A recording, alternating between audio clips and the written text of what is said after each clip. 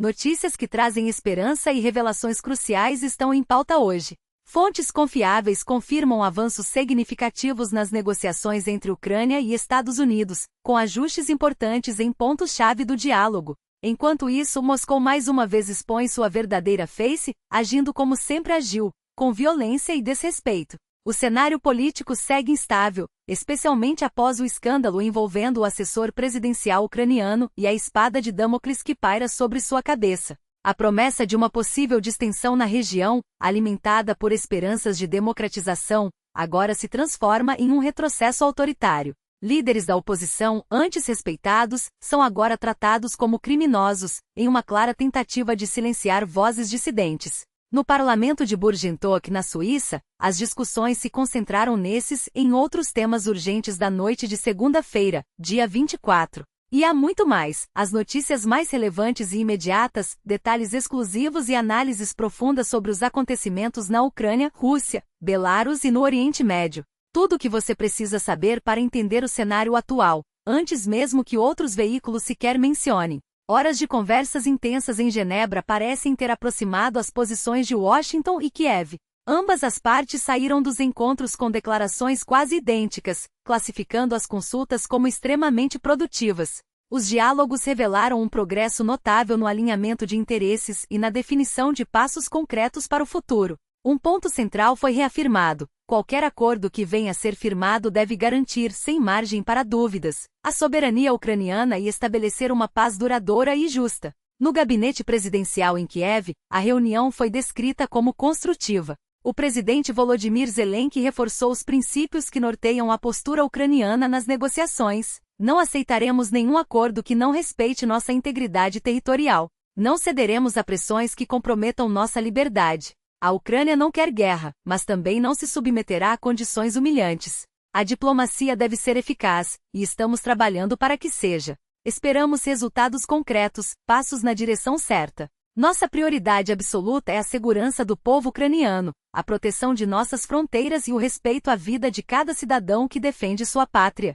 Nos próximos dias, as equipes técnicas devem finalizar os ajustes finais para um possível encontro entre Zelensky e Trump em Kiev. Segundo fontes não oficiais, houve um avanço discreto, porém significativo, durante a reunião de domingo. Representantes dos dois países conseguiram chegar a um consenso sobre 28 pontos do plano de paz, especialmente nos tópicos mais controversos. Durante horas, os negociadores revisaram o documento, e o resultado final se aproximou muito mais da posição ucraniana do que a versão inicial. Entre os pontos polêmicos que foram revistos, destacam-se o controle conjunto da usina nuclear de Zaporizhia e a redução do contingente militar russo. No entanto, não houve menção direta à Igreja Ortodoxa Russa, nem restrições ao uso da língua russa ou ao armamento ucraniano. As questões mais sensíveis, como o status territorial e a eventual inclusão de uma cláusula constitucional que impeça a Ucrânia de ingressar na OTAN, foram deixadas de lado para discussão direta entre os presidentes. Há até mesmo a possibilidade de um encontro entre Zelensky e Trump ainda nesta semana.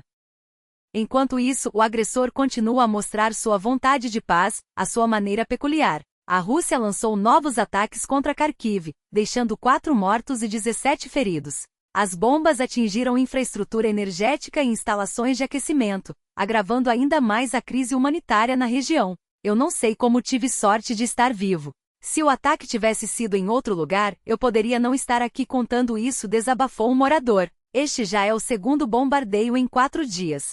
Em 19 de novembro, drones russos atingiram a cidade com a mesma brutalidade, deixando 46 feridos, incluindo crianças. Outro alvo foi a região de Chernihiv, onde um ataque a uma área residencial provocou um incêndio de grandes proporções.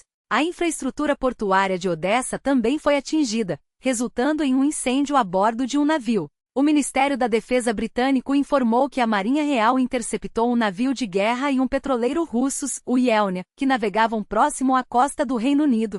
Fontes indicam que as embarcações atravessaram o Estreito de Dover rumo ao oeste, mas não passaram despercebidas. O navio Patrulha Severna acompanhou os russos por 2 semanas, até que a vigilância foi transferida para um aliado na costa britânica. O Severn continua em operação, reforçando o compromisso do Reino Unido em monitorar cada movimento da frota russa nas proximidades. Paralelamente, 3 aeronaves Poseidon da Força Aérea Britânica foram enviadas à Islândia como parte de uma missão da OTAN para rastrear navios e submarinos russos no Atlântico Norte e no Ártico. Dados do Ministério da Defesa britânico revelam que nos últimos 2 anos, o tráfego de embarcações russas próximo às águas do Reino Unido aumentou em 30%, o que explica a crescente preocupação de Londres. Outro escândalo de corrupção ameaça abalar o governo ucraniano. A publicação Ukrainska Pravda revelou que, entre os aliados de Zelensky, poderia ter evitado um desastre político.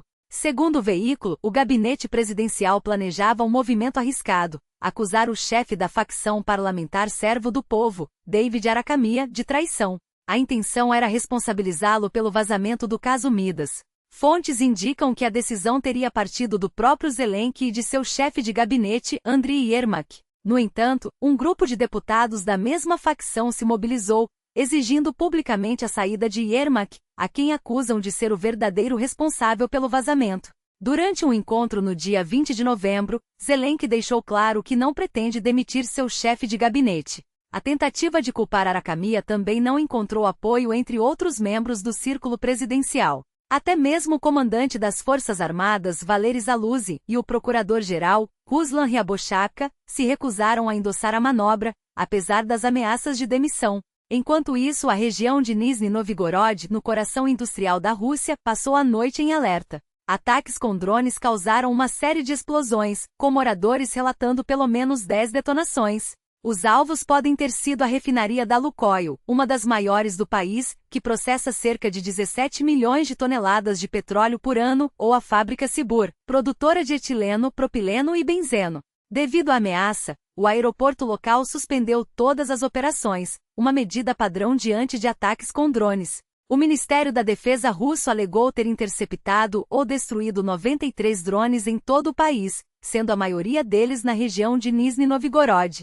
Por fim, Berlim se posicionou contra uma das propostas mais controversas do plano de paz americano, o retorno da Rússia ao G8. O vice-chanceler alemão foi categórico ao afirmar que a ideia é inaceitável, reforçando que a comunidade internacional não pode recompensar a agressão com concessões. A mensagem é clara: a paz não pode ser construída sobre a impunidade. E não se trata apenas de uma posição isolada da Alemanha. Qualquer mudança nesse sentido só poderia ser decidida dentro do círculo restrito do G7, e no momento não há entre os 6 demais membros, excluindo os Estados Unidos, qualquer sinal de disposição para readmitir a Rússia nesse seleto grupo. Apenas ontem, Emmanuel Macron reforçou essa postura, deixando claro a Washington que a Europa não está disposta a oferecer presentes políticos a Moscou enquanto a guerra persistir. Vale lembrar, a Rússia foi expulsa do G8 em 2014, após a anexação ilegal da Crimeia, e desde então, nenhuma condição foi criada para justificar seu retorno. As palavras dos líderes europeus são inequívocas: não há espaço para complacência com a agressão. Enquanto isso, a Lituânia enfrentou uma das noites mais intensas de ataques com balões não tripulados desde o início do conflito. Os lançamentos, iniciados por volta das 17 horas na Bielorrússia, estenderam-se até as 2 horas da madrugada, totalizando mais de 40 objetos detectados pelas autoridades locais. As consequências foram imediatas: 13 voos cancelados e outros 6 desviados para Kaunas, deixando mais de 1.000 passageiros presos em aeroportos e obrigados a seguir viagem de ônibus. O Ministério do Interior lituano classificou a ação como uma tentativa deliberada de desestabilização, atribuindo-a a grupos ligados à Rússia. A resposta foi firme: fechamento temporário do espaço aéreo e reforço na vigilância das fronteiras. Mas os ventos autoritários não sopram apenas na Europa Oriental. No Quirguistão, um país que por anos foi visto como um oásis democrático na Ásia Central, as autoridades deram um golpe na oposição às vésperas das eleições parlamentares. Sob a alegação de prevenir distúrbios em massa, a polícia prendeu figuras proeminentes, incluindo o filho do ex-presidente Almabek Atambayel, Atambek Atambayel Jr., além de líderes do Partido Social Democrata e deputados. Segundo as investigações, o grupo planejava uma série de protestos para simular insatisfação popular, com o objetivo final de tomar edifícios governamentais, canais de televisão e até mesmo instalações militares, tudo com o suposto apoio de elementos criminosos. Durante as buscas, foram apreendidos armas de fogo, granadas, munições, facas, rádios e uma quantia suspeita de $150 mil em espécie. Os detidos já foram encaminhados para a prisão preventiva, e o caso reforça a percepção de que mesmo em nações antes consideradas estáveis, a democracia está sob ataque. Do outro lado do mundo, na Austrália, a senadora Pauline Hanson transformou o parlamento em palco de uma polêmica desnecessária e perigosa. Em uma atitude calculada para provocar, ela compareceu a uma sessão usando o niqab, o véu islâmico que cobre todo o rosto, exceto os olhos. O gesto ocorreu logo após seu projeto de lei para proibir o uso de burcas e outros trajes que ocultem a face em espaços públicos ter sido rejeitado.